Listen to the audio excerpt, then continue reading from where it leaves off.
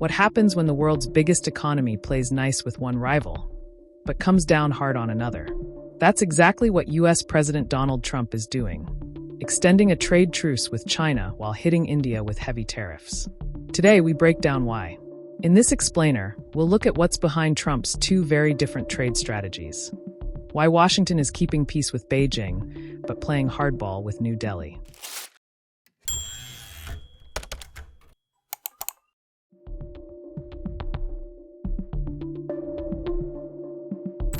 On Monday, Trump signed an executive order extending the current tariff pause with China by another 90 days.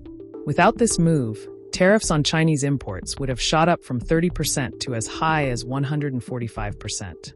China was ready to retaliate, planning to raise its own tariffs on American goods from 10% to 125%.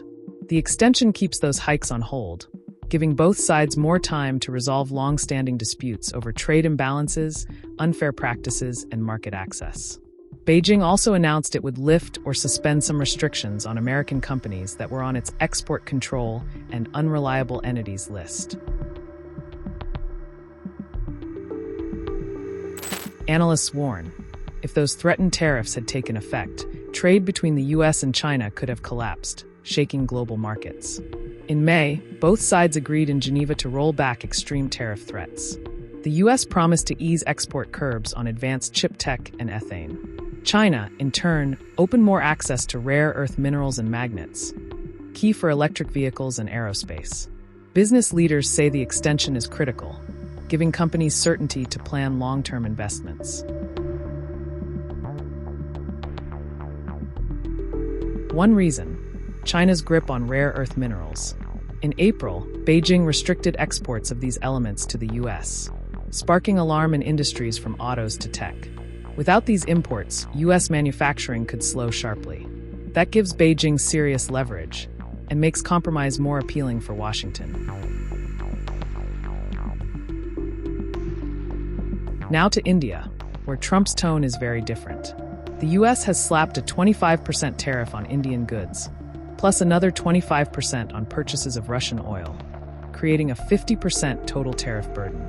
Trump says it's a big blow to Moscow's economy, and claims his tariffs have also helped resolve regional conflicts, including between Pakistan and India.